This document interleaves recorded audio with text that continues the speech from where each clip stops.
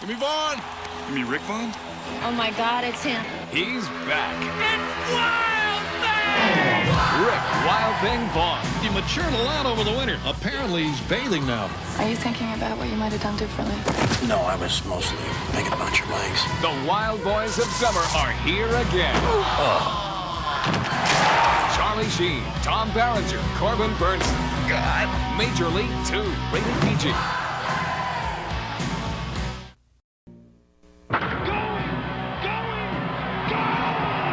America's favorite team has returned. Look at the lineup we have coming back. Rick Wild Thing Vaughn, catcher and team leader Jake Taylor, veteran third baseman Roger Dorr. Also back is Willie Mays Hayes. And he's out by an eyelash at third. Boy, we never seem to get the close ones. Major League 2, rated PG. Now playing at a theater near you. Hey now everybody, welcome to a special episode of the Movie Mavericks podcast. I'm Trevor Anderson. Send you over to Jason Rugard. He's going to tell you how we're knocking it out of the park. I don't know, some baseball thing? Yeah, wild thing. Something? We're throwing strikes. Thank you, that's better actually. We're hitting home runs. We're talking about Major League 2 tonight, the 1994 comedy sequel to the 1989 box office hit. And I hadn't seen this movie for easily 20 to 25 years. I saw this in the theater when it came out. I was a big Major League fan, the first one at least. And I remember being, even as a 15-year-old kid, disappointed in this movie because it was so vanilla. How could you be so disappointed in this? But not as much. Is it because it sucks? I'll tell you what, the disappointment was much is it greater. Because it's not funny, but you can see the jokes and you're like, this isn't funny? The disappointment was way more when I saw Major League 3 Back to the Minors a few years later. So they got me again, those suckers. We don't talk about that one. Yeah, that's the one that would go. Although Scott Bakula is such a good presence on screen. I would take him in anything. Now that you say that. This movie, Major League 2, came out March 30th, 1994. Debuted number one at the box office. Went on to make about $30 million, less than the first one did. $80 million adjusted in today's money. So was a decent little hit at the time, but a modest hit. For me, it was such a difference because the first one is this R-rated, raunchy fest. Mm-hmm. And me, at the time, I was 10. My dad took me to see it on my 10th birthday. It literally came out on my 10th birthday. I remember that. We went and saw it. And he's cracking up. I'm laughing because he's laughing. It's got boobs in it. It's raunchy. They're swearing. Yep. It's got baseball. I love baseball. But isn't the whole thing? And this is not that movie. Okay, but what you're talking about here is a change from 80s to the 90s. What movie did this knock out of number one spot? Yeah, D2, Mighty Ducks 2. D2, Mighty Ducks, yeah. So there's a big sweeping change going from the 80s into the 90s where, I mean, this takes it a little too far with the PG rating, but instead of R-rated stuff, people want to start making PG-13. It starts this decade. I mean, this is a very mild PG as well. And I know it was to go after movies. Kids because, like I said, kids my VHS. age were watching the first one. Kids, so yeah. We knew that we could see there's a child interest in this. And the baseball on the cover that had the Indians kind of logo on it with the tomahawk and the mohawk on it appealed to kids. This is very mild though, even for a PG movie. A couple of swear words here and there, and this could be a G movie, to be honest. I know it is very mild, and it feels like the Mighty Ducks for kids in a lot of, or for adults, I should say, in a lot of ways. You know, it's just relies on like I don't know, weird and wacky people aren't necessarily all that funny just because they're weird and wacky, right? Yeah, this is like a Police Academy type and situation, right? Like, yeah, but at least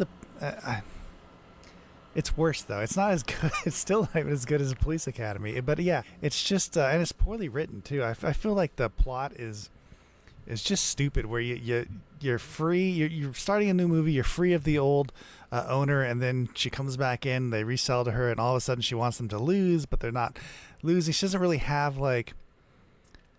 She's just not really like a big bad. She's not really evil enough or even involved enough in it to be any sort of a major bad guy or a roadblock to these guys. They don't really have much of a roadblock, do they? There's no real villain other than the guy that's their teammate, the Parkman, David Keith, who's one of the best additions to the movie, in my opinion. I love that character, that arrogant prick. Well, but he's really the villain of the piece.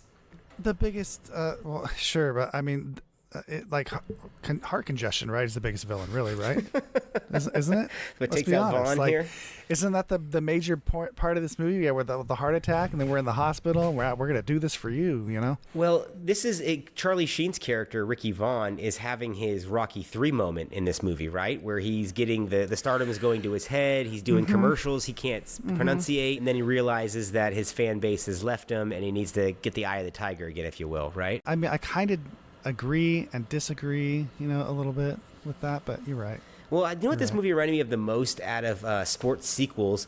And I was thinking, like, why is this so pat? And then I reminded, oh, yeah, this is like Caddyshack 2. This was a hip R-rated movie that they gave a PG, very vanilla sequel to, also from Warner Brothers, also featuring Randy Quaid in both of those movies, you know, who must be on retainer with Warner Brothers at this point because he just seems to appear in so many of their films. And to be honest, and to be fair, Randy Quaid in his gang of bleacher bums is one of the nicer additions to this movie that they didn't have in the first ones, and I didn't really mind them so much, but when you're talking about zany characters that are just funny because of their wacky, quote-unquote, behavior, that doesn't fly for an adult comedy, right? I mean, that hasn't been funny since the 1950s. Well, it doesn't work with the Randy Quaid stuff, right? He just sits there screaming insults all the time, but purposelessly, right? He has no purpose to do this. And then even when someone does something good, he doesn't change. He's just always throwing it's just weird, right? After a while, you're just like, why is he here? It feels like, after a while, it feels like he's a plant, right? Yeah, isn't quite. Do you know right. what throws me off too with these early Morgan Creek movies? When they use the logo and they've stolen the music from Robin Hood for the Morgan Creek logo. I love it, though. It always throws me off. Am I watching Robin Hood? Like, what's coming next here? And then it turns out to be another Warner Brothers film, which is fine. But whenever I hear that, I start thinking, like, I get pumped, like, okay, here we go. And that music is so thrilling that it really does get you right from the jump. There's some casting weirdness, too, with Omar Epps replacing Wesley Snipes. Do you find that to be a problem in this movie? I really don't miss Wesley Snipes in this movie. I don't, only because this movie is so dumb anyways, and so this movie has no edge anyhow, and so it's fine. It works out just fine. Like, Omar Epps has no edge, so works for me. It's funny, my notes here, I wrote the exact same thing. This movie has needs more edge, including in an amusing moment that they could have taken further, which is the fake trailer for the movie that he's in, Black Hammer, White Lightning. I wanted to see that movie. And not only that, I wanted to see it be... This movie is satirizing things, but in such a soft touch way that nothing ever really stings. You know, if you're going to do this, let's go all the way. Let's satirize the idea. Let's take it to its furthest conclusion.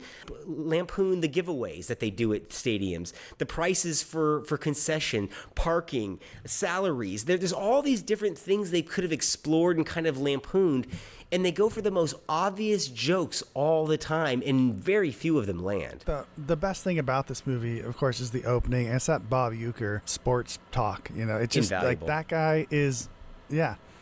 I mean, that just makes me feel like baseball, actually. Like, just the timbre of his voice and everything. He sounds like an announcer, and it just sounds like baseball to me. I don't know. He's got to be like some perfect casting there. And for people who don't know what I'm talking about the dad from Mr. Belvedere. Or the guy in the Tastes Great, Less Filling commercials when we were kids. Do you remember that? That's right. Was it Bud Light or Coors Light? It was one of the Miller Light, Tastes Great, Less Filling commercials. I think it was Miller Light. The guys were always getting in fights in the bleachers over it.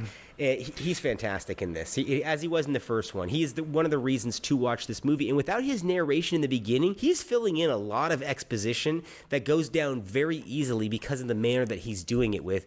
That this movie is allowed to kind of... Because this movie runs an hour and 45 minutes. He sets up the entire film. Oh, he does, in about 3 minutes. And it runs an hour and 45. And without him doing that, they'd need 3 or 4 more additional scenes, which would drag this thing into the 2-hour mark when it's already fairly long for a pretty boring comedy. Yeah, I mean, it's downhill right after that, but just the sound of his voice put a smile on my face. It was the one key moment in this. Now, this was a time, it reminds me of baseball, and baseball in the 80s and 90s was way different than it is now. Like, it was so I don't even popular. think people give a shit now. Yeah, I was into I had baseball cards. It was crazy. Like, I loved baseball. As a matter of fact, we're talking about Mr. Belvedere here. His character is a sports writer in the newspaper. Remember in the 80s and 90s when people used to talk about being a sports writer? Yeah. Is that fucking insane? Like, people used to, that's in Seinfeld, right? It was in the culture. Like, people brought that up as a good job because, not because you get to write about baseball, because you get to, like, be ingrained in baseball. You like, be, like, actually a part of it to that degree. Like, that's how big sports was back then. Basketball too, but baseball especially. Well, even boxing writers are, back in the day were characters with the clenching a stogie in your teeth unlit with the fedora hat, that kind of idea. Yep. This movie, when it came out in 1994, came out with amongst a few other baseball movies that were released that year. And I honestly think that the other two are better baseball movies, even though they're kids' movies. One is Angels in the Outfield, which I think is actually more successful in what it's trying to do. And the other, I think, might be the best kids movie of 1994. One of the best baseball movies is called Little Big League. You ever seen that movie? Yeah. I fucking love that movie. God damn, that's a good movie. And both of those are better than Major League 2. Now, is this the worst baseball sequel ever produced? No, that would probably be Major League 3, Back to the Minors. But no, we don't talk about that. That's not to be said. But you said you brought up the writing earlier, and this was written by a bunch of television writers. Did you know that? I have no idea. Well, David S. Ward, who won an Oscar for writing The Sting, wrote and directed the first one, and then comes back to direct this one, but leaves the writing duties to this trio of writers who, at the time, I think they wrote Getting Even with Dad, The Flintstones, a bunch of stuff, Xena, a lot of things that were around at the time in that era, and then really never wrote again. I think they wrote even Stay Tuned, but nothing past 94. So I like Stay Tuned. Stay Tuned is pretty good, concept-wise at least. And this movie, on paper, do any of the new additions work for you? In terms of, who do we have? We have Rube the catcher. Does he work for you? Well, I liked him. And he's the only one. I didn't like any of the other ones. I think that they give Rube the best line in the movie when Charlie Sheen and the catcher are sitting there and they're lamenting women, and Rube says, women can't live with them and they can't pee standing up. I think that's the best line in the whole fucking movie. Yes. He's a fucking Rube. And he's played well by that actor as well. Yeah, I liked him. I thought that was a good addition. But everybody else, like the Asian guy, that's so Mr. Baseball. Is it not? Is it not just? I mean, honestly, and same time period, right? Yep. He's not Tom Selleck, so. Right, but I just thought he's one of the Asian guys on the team. We're just we're doing a Mr. Baseball kind of thing here, and I like Mr. Baseball though. I do like David Keith in this movie, like I said, as the arrogant catcher that they end up having to trade. Guy, yeah. He plays his role pretty freaking well, but the love interest for Sheen, why? Allison Dewey, who's the blonde gal, who was the villain in Last Crusade. Anytime she's on screen, I just don't trust the lady. She just has a villainous look, right? Yeah. And did you think that the love interest for Sheen was necessary, that his character needed that to pull him back? The say it ain't so kind of situation? Oh, I don't know what the hell that whole thing was ridiculous. Like him being led around by the one girl, right? And then the other girl is like somehow getting him out of that, but I don't get why he can't figure that out on his own. And obviously he has fans who still want to be his fan, but he can't associate with them. I don't really get that. Like, what happened in between the first and the second movie for his character to become such a pussy?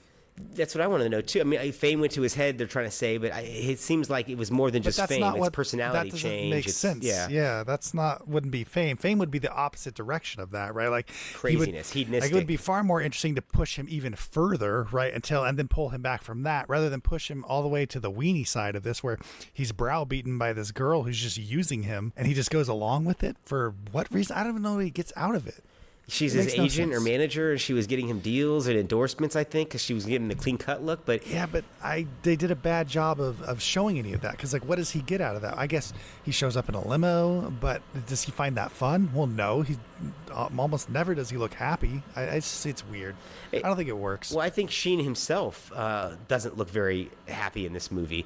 He was in 3 movies in 1994, so he's working his ass off. He's in The Chase. He's in this, and he's in Terminal Velocity. And he's very flat in this. I didn't feel much energy coming. If you look at his performance in the first PG, one. PG, though. Okay, man, you're right. I think PG, and I think the change to his character, I think he did the best job he could do, but I think he did what was asked of him. I never realized the platoon connection. All these years, with Berenger and Sheen, I just never put that together. And as I'm watching it here, I said, son of a bitch, these fuckers were in platoon together. But this movie has problems in the writing. I mean, it doesn't show up in this movie. You wouldn't know. No, you wouldn't know that they were a Best Picture winner together.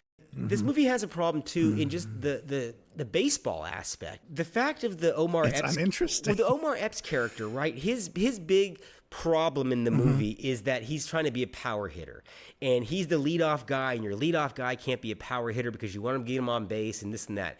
This is total bullshit. Rickey Henderson, the best leadoff hitter of all time, was cracking fucking home runs and had the stolen base record. So when I watch this movie, I always think, and he was playing during this era, like, this is fucking weird. Why is this his problem? They should be happy. He's scoring runs. I know. They don't have a problem for him. I thought the baseball side of this was manufactured. It's almost boring to watch them play. Because it's so secondary to what the actual plot is. It felt more real in the first one, and it felt more like it mattered. This time they win, they lose. I'm not sure why I care. Right, yeah, the winning streaks and the problems that they're going through. You're not invested on what the stakes are because the stakes are so I guess low. Because the characters also aren't interesting at all in this. They really aren't. I know. I'm trying to think of even Dorn is really written so poor. Once again, a browbeaten character, Roger Dorn, the manager. It's a strange thing, and even the Tom Berenger character is kind of knocked down a peg. He's taken off the field and he's given a coach. Now that we examine I felt this, like he's not in this enough, actually. I would like to have seen more of Berenger in this movie. He just kind of pops up here and there, and they kind of brush him aside. And he has that scene with Renee Russo, which feels like she was contractually obligated or maybe trying to get a different project on the ground, and they said, hey, come back for a scene and we'll go ahead and greenlight that one, because there's really no reason for her to be in it. It's an extended cameo she has in that one sequence. There was I do enjoy like seeing like the Jay Leno stuff, Yes. or when that kind of cut into like real life culture type Stuff of the era. interviews and stuff like that. Yeah, like when that mattered. Like if they did that now in a movie, I would give two shits. But at the time, that was the height. But back then, it was fucking awesome. Oh, Jay Leno. I watched Jay Leno. That's cool. Yeah, this is when people, like, whenever they did that in movies back, then it felt more real to me. I don't know why. No, I thought this. Or It's funny you say that, because when I was watching this Jay Leno sequence, I thought, man, this is great. This used to be like if you went on Rogan today. You know what I mean? This reached millions of people. That's a good point. And yeah. it was just like the height of the talk show era in that time. No, I guess if they did like Rogan or like a podcast thing like that, that would actually work nowadays, rather than one of the late night stuff, which I just is terrible nowadays. But yeah, it just made it feel like I don't know. Back in the day, in the '90s, like the late night talk show hosts, they felt like part of the Hollywood system. You know, they felt like part of the gang, and it was kind of cool. I don't know, when they showed up, I guess.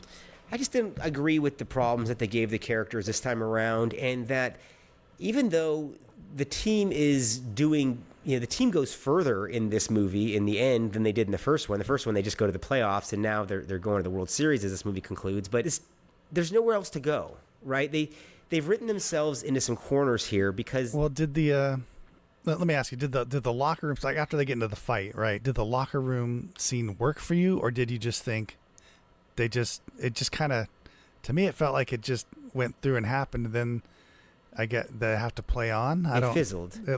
What was the inspiration in that? Well, isn't old Skipper? I mean, win one for the Skipper and all that kind of stuff. I know, and the but coach it is didn't great. feel like it didn't land right, and didn't like when the Asian guy is like the guy like trying to rally him. It didn't make. I felt like that didn't make any sense. A lot of the shit doesn't make any sense. Why is Serrano a Buddhist now? I mean, just because he has to be a religious, that's occult terrible. person, that shit doesn't work. No, because he needs something weird. Because everyone needs a fucking something weird in this, right? They need to have some sort of a trait to them that is extraneous to having to really do much of an explanation. You just have to something that has to be visual, that you can see it right away, and oh look, they're quirky. There was talk of a sequel up until 2010 when Charlie Sheen was having his meltdown. Yeah, what happened with that? Is that what happened, yeah. Tiger Blood? In fact, he blamed a lot of his behavior at the time that he was on testosterone because he was in training again to take on Ricky Vaughn in Major League 3. Sure. That was never going to happen. This movie...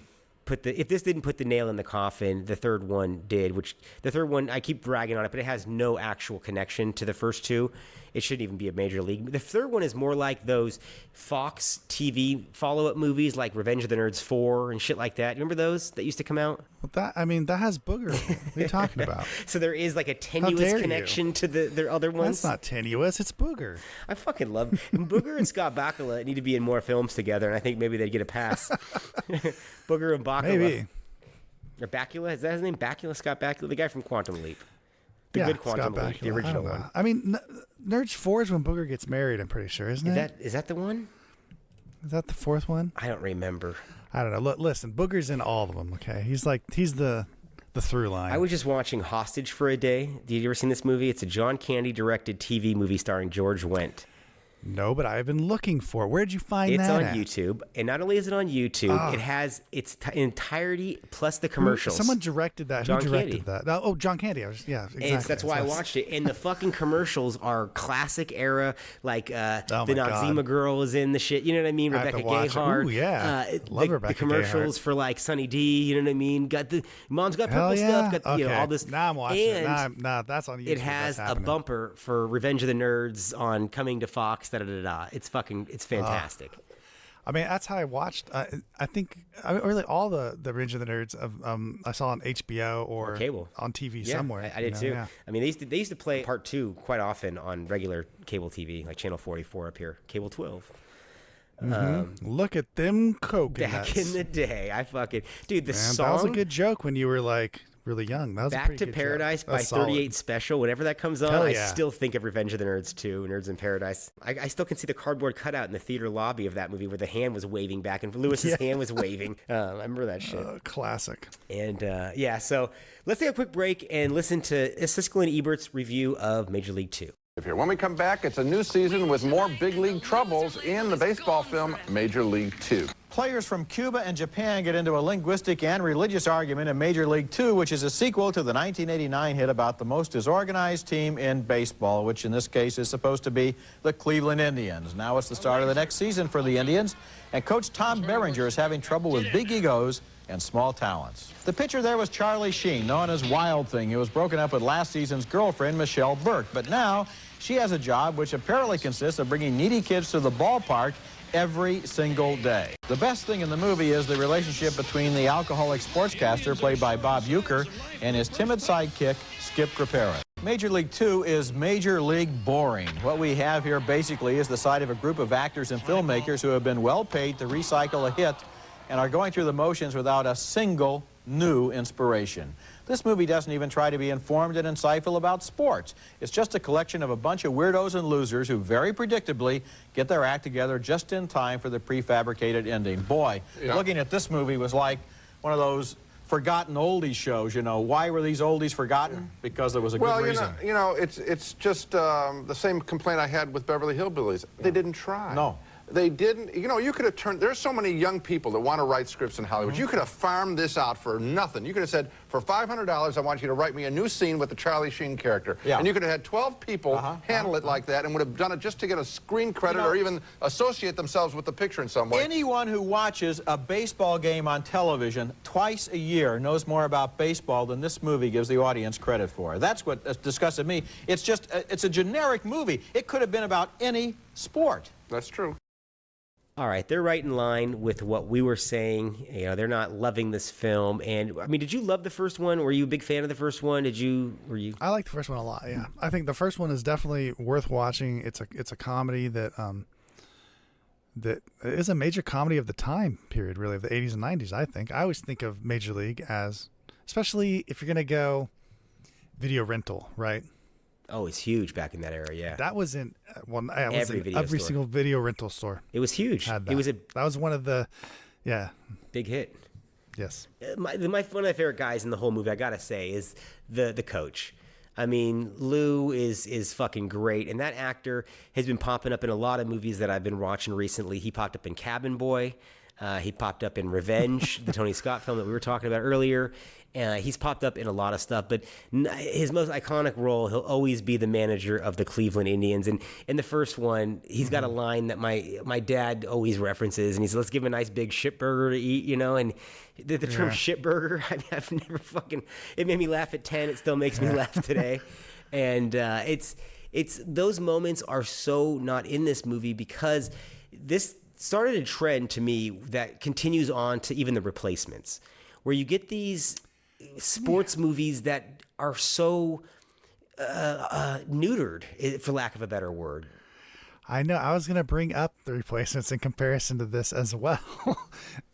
So same wavelength on that one. But I agree. Like the Replacements is a movie that I always think, I think I'm going to love it. I just want to think that in my head every time before I see it. Because the trailer, it has like moments and things. It should be an excellent movie, and it's just okay.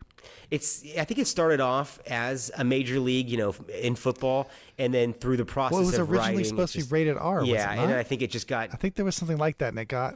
I forget why. I mean, I heard a podcast once, and one of the writers was talking, or one of the directors, somebody was talking about that film, and they were basically saying that by the time it reached the screen, it was a totally different script from what it started off as. Yeah. Which happens, but I don't think that's the case for Major League 2. I think that this was as... It was always bad. I think it's written by TV writers for the most part. It's episodically written. This thing runs in about 25-minute increments. If you look at what's going on here, and it's not just because that's the Hollywood structure of the screenplay, it's literally just episodic bullshit that's going on. And the level of the problems that they're giving these people feels television level. It doesn't like sitcom level about a baseball team. I mean, speaking of Rogan, he was on that baseball show that on Fox, once again, that lasted like 5 episodes, Hardball. Did you ever see that movie, that show? Yeah, with him and Hardball. Jim Brewer. I mean, it wasn't a great show back in the day, and I didn't know who Rogan was at the time, but this is the kind of shit, these problems that the characters encounter in Major League 2 are the kind of problems that would have been on a show like that even. So I don't know. I wish this, like Replacements for You, when I see this cover, because I do own the DVD, I always go, I should watch that. And now that I have, I go, fuck, man, it didn't get any better all these years. Well, I think the first one, it definitely pulls over that nostalgia from the first one, and it looks like it should be as good as the first one, really, because the cover's almost the same. It's of a piece, the music, the cast for the most part. I mean, it has a great cast. Like, this movie should be better. It's completely wasted talent. It's a waste of film in a lot of ways. And with this in D2, where do you prefer, Mighty Ducks 2 or Major League 2? Hot take. I've not seen any of the Mighty Ducks movies since the 90s. Me neither. So I have no idea. I got nothing on Mighty Ducks. I could barely remember the first one. I couldn't tell you. I don't think I've seen the third one. I saw all 3, I think. And I don't remember exactly what happens in which one, other than the drunk driving. It might be interesting to go back and watch those. But and I just bring it up because Emilio Estevez is in that, and his brother's in this, and they're competing at the box office. And really, I think D2 did better, slightly better than Major League 2 did. I mean, those Mighty Duck movies were big. So big, in fact, that went on to a cartoon series. To do a cartoon series, there were were there not a couple other straight-to-video movies? I mean, it launched a fucking hockey team. The Anaheim Ducks became a thing because of it. And then on top of that, you had that show just a couple years ago on Disney Plus, the revival show. There was a show. I remember how big that movie, the original movie, I remember how big that movie was when it came out, and especially when it came out on VHS. It was huge. I know we owned it on VHS. I just didn't. I think my brother, my sister, my brother probably watched. I don't know who watched it. I didn't watch it. It was a big sell-through item. It just wasn't. I think I was too old when it came out. Well, I was older than you, and I got into the first one at least. But then again, I like sports movies. You were 1 year older. I know, but at the same time, I think I was about 14 when it came out, and it wasn't really like cool to like the Mighty Ducks at 14, but I was secretly still watching them. I know. That's what I'm saying. I was 13, and I was 13 years old. I had read Stephen King for since I was 12. I just wasn't watching Mighty Ducks. It just wasn't happening. Yeah, I think that was the summer that somebody gave me The Firm, and that was the first real novel I read, and I was like, ooh, you know what I mean? That's what I'm saying. Is opening up. I don't want to watch kids stuff. That's where I was at that point. Yeah. That's why to this day I've never seen The Lion King. I always tell people, they go, "Oh, you never saw The Lion King?" That summer I was busy watching fucking Speed and True Romance and True Lies and shit. I've seen The Lion King. I like The Lion King. I've seen The Little Mermaid. I like The Little Mermaid, but I don't love them. If I'm being honest with I liked the weirder animated stuff, and especially like the Pixar stuff and the Pacific Data Image, which would later become DreamWorks. That stuff I thought was really cool, but that was of course brand new computer stuff, and I was into computers. So well, let me tell you something about The Little Mermaid. I don't know if I've ever told you this before, but 5th grade they made us learn the lyrics to Under the Sea and Kokomo for fucking choir class, which we all had to take mandatory. You already knew them. I still know the fucking lyrics to Under the Sea to this day. Under the Sea. I mean, it's where we be. I mean, I could fucking. That's it. That's all I got. Full time what a place to be. I don't know. I can do this whole fucking thing, and I haven't. No, you can kiss the girl. I know you got to ask. I know you got to ask permission before you kiss the girl now. I do know that. Well, I know that Under the Sea and Kokomo I can still sing the fucking lyrics to, and I bet other people that were in my 5th grade class that are walking around at 45 years old still have the lyrics in their head too, so it's not just me. Kokomo's good, though. Kokomo just reminds me of Tom Cruise, you know? Yeah, well, it's that era, 88, 89 era when I was in elementary. But let's talk quickly here about, could they do this now again? Could they do... No. You don't think they could do this as a Max series, HBO Max type thing? I guess. I don't think it would take off. I don't think it would last. Are you surprised they haven't redone this? I am. Let me say this. Look, they've already done sports stuff. To be fair, they've done soccer, and that worked. I don't think baseball would work, personally. I mean, that's what I would say no to. I don't think baseball would work. I don't think enough people would care to watch a fictionalized baseball thing. I mean, there was a time when basketball still worked. Right, and it wasn't that long ago. Football did with the ballers. Recently. I'm not really sure. I know, but that would have been around the same time. I think that the basketball was still working, but I don't even know if football really works anymore. Eastbound and Down worked for, but that's it's baseball peripherally. It's a long time ago. Yeah, I guess it is now. Fuck. I'm trying to think about stuff. I mean, to think that Friday Night Lights came out, the movie and the show, like 20 years ago that's a long is time insane. ago. Which is one of the best shows I'm ever trying to made. think 2015 plus, and there's really not a lot. There's the Apple TV one again with the Ted Lasso soccer, and so I think that's okay and that works because it's different. I don't think a lot of people watch soccer or football, to be honest with you. I mean, I know worldwide they do, and I know there's plenty of people here that do, but it's not that big here, so it's a little bit different enough for people to watch it. But I don't think people are into those major sports anymore. Actually, I don't think it's cool anymore. Yeah, it's so strange how, like, culture wise, it's just not cool. It's weird to go from such a macho, like, how cool it was to like macho's not cool anymore. It's weird. Well, you got other things that have risen, like UFC in that time, and all these kind of alternative sports, X Games stuff, and there's diverting attention spans. That stuff's all small compared to. I mean, you're right. I mean, UFC's huge. Don't get me wrong, but I mean, it's all small compared to what sports used to be. What basketball? Basketball's still big. I guess football is too. Super Bowl is still a cultural touchstone. Too. I don't know. It's just not culturally, I guess, but it's not the same, right? And baseball especially has fallen out. But I'd even say basketball and football compared to if you go back 20 years ago, if you go back 15 years ago, I think they were still pretty big. Nowadays, I don't know. They're there. They exist for sure, but culturally, they just look at the ratings. I mean, look at the ratings for an NBA game in the mid '90s versus today. It's when Michael Jordan was playing and Shaq. But I'm trying to think about guys. Sports, people in sports that they're like prevalent. The crossover stars can't are really bizarre think of a now. lot. They're Lewis Hamilton, F1 guy. They're fucking Ronaldo, the soccer player. It's not like you're not going to see Michael Jordan or John Elway or these guys that were Brett Favre who were crossing over and doing commercials and movies and shit like that as well. It's just they don't do it anymore. I mean, Mike Ditka, for Christ's sakes, was in movies and TV shows. I mean, what the fuck? Coaches, were popular. Never again. So I don't know. Well, like I say, I don't hear anyone saying they want to be a sports writer. There's no one that wants to cover sports. Strange. Unless it's UFC or something like that, But even then, people, I don't think they want to cover it anymore.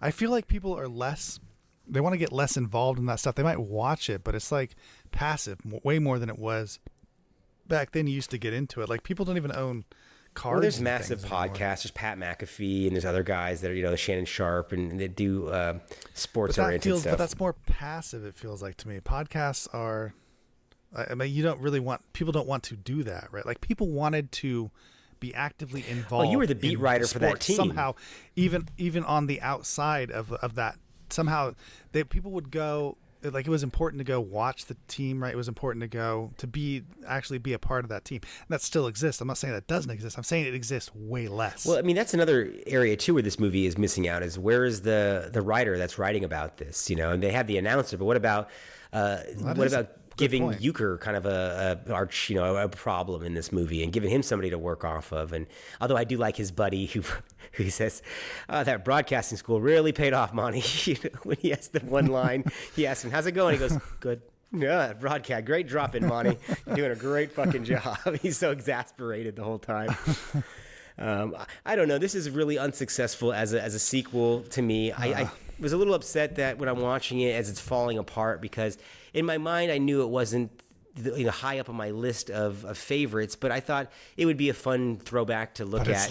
It's lower than you thought. Yeah, it really is. I mean, it really is a slight sequel that is totally unmemorable, and I don't thought of it fondly. Yeah. Well, after knowing this, I don't think I would ever. I would gladly watch the first one, but I don't think I would ever watch this again. And I would probably even watch the third one just because I haven't seen it in a long time. But I don't think I'd ever watch this again. I think I'm with you on that, and it's kind of a shame because in a way this is a bit of a time capsule too, because they're still the Cleveland Indians, and they're no longer even the Cleveland Indians; they're now the Cleveland Guardians because of where we are in society. But it's like and they used all the actual names of clubs. I mean, they had MLB's permission here, and they ran with it. Oh, yeah. And to produce such a fucking lame comedy with it just seems like waste of all these resources and the time to do this. They took roughly 5 years to get this to screen, and this is what you come up with, after 5 years from the original.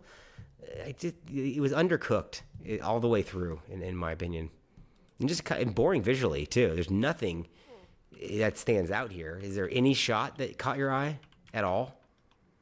Oh no, that's what I'm saying about the games. It's just they're boring as hell to watch, right? They're so uninteresting, and baseball, it can be uninteresting, but God, there's so much you could watch do for love of the with it. game Come and tell on. me that that's how. Oh yeah, but you're talking about Sam Raimi versus David S. And look, Ward. I like plenty of David S. Ward movies, but they are typically comedy-esque. They're point and things, shoot. I mean, they're not sophisticated visually or anything like that. They're character driven for most of his stuff. For anyone who does not like Cannery Row, I think is really great, but again, it's very character driven.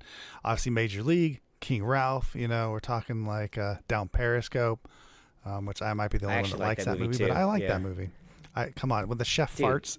Come on, guys, that's fucking classic filmmaking. Down Periscope and then McHale's Navy are actually two very underrated little sea-bearing comedies from that era. I like them both. Which is the one with Bruce Campbell as the is that McHale's Navy or is that Down Periscope? I believe that is. I want to say Rob Schneider's in Down Periscope.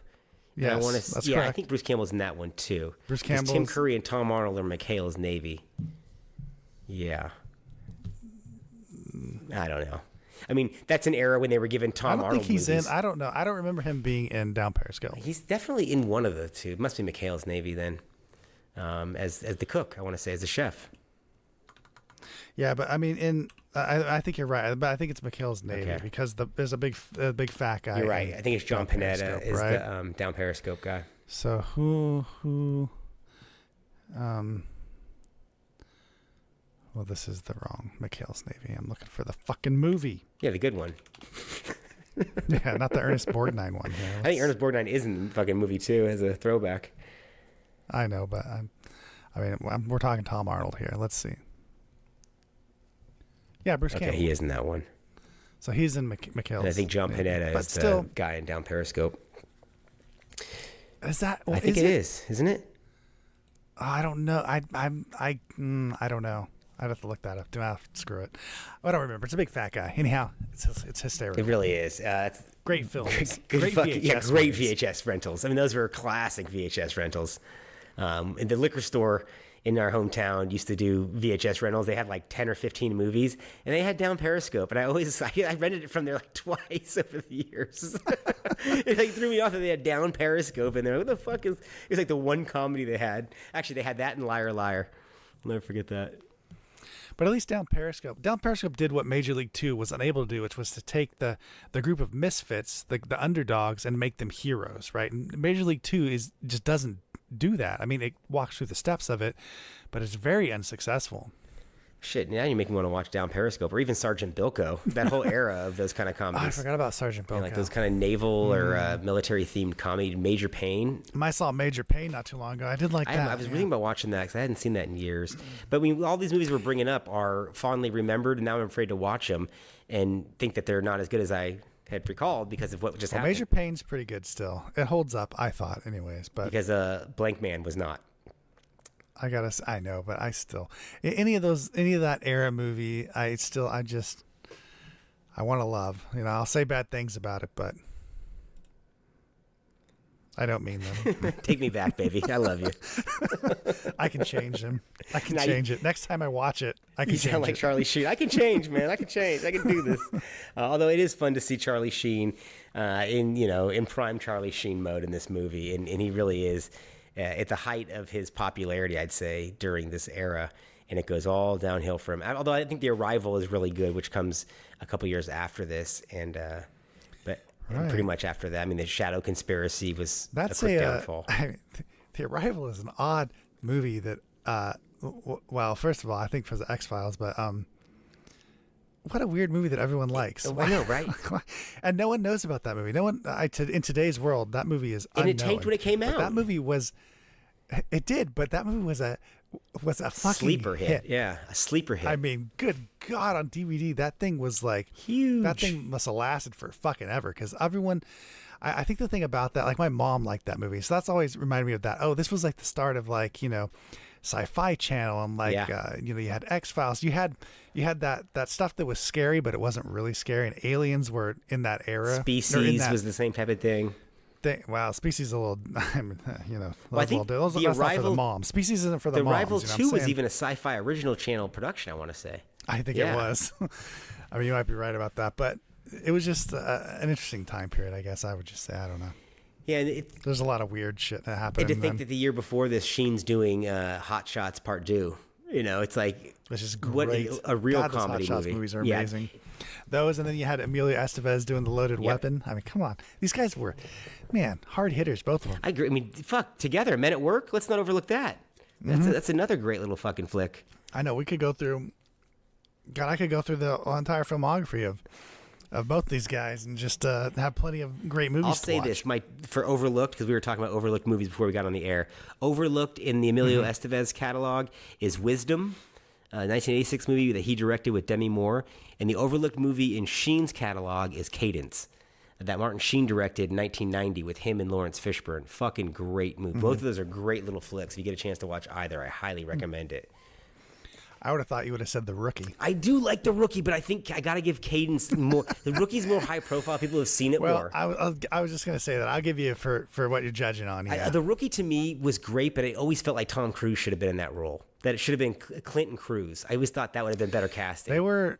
Sheen and Cruise around this time period, though, were relatively interchangeable. They were trying to be. I mean, that was for sure. I mean, or Sheen was chasing after that. They kind of were. Yeah, I agree. I mean... Well, now, but that's, I don't know. Now looking back on it, maybe that's true. But at that time period, I don't know. They were pretty equal.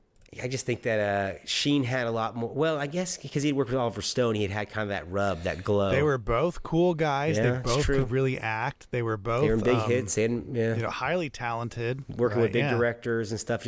I mean, more so than, and I love Emilio Estevez, but Charlie Sheen was slicker than Emilio was. He was more in that Tom Cruise lane. Emilio fell off quicker. Free Jack on, he was pretty much done. And Sheen hung on further.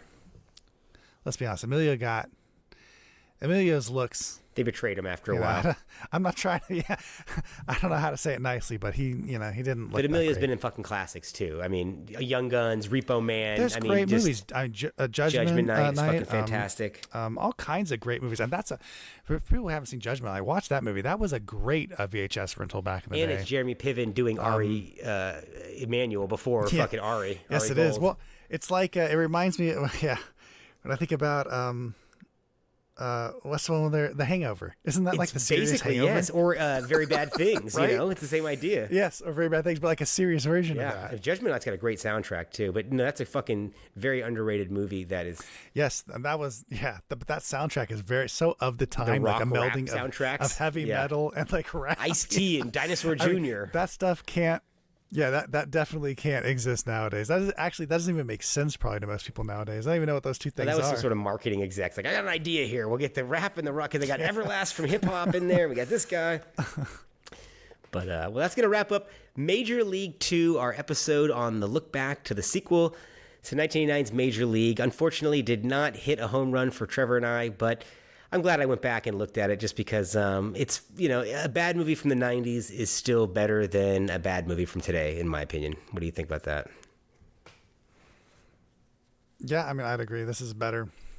It's better to watch this and be let down than to watch something new and be let down, because I feel nothing, I guess, with the new movie, and at least I feel, I don't know, I feel a little hole in my heart. A hint of nostalgia.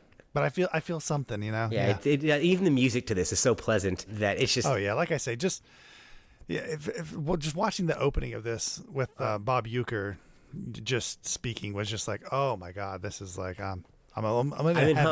I'm like ready for the baseball season to begin. You know what I mean? I'm like, this is okay. Let's go. I wanted to watch baseball once I heard it. I was like, ooh. And by the time the movie was over, I feel like I'm in the 90s. This is why I like baseball. Oh yeah. And by the time the movie was over, I was like, this is why I'm not watching any fucking baseball. Yeah, this is why nobody watches baseball anymore. Yep. Oh shit! All right, well, guys, thank you for joining us. Speaking for Trevor Anderson, I'm Jason Rugard, and we are the Movie Mavericks.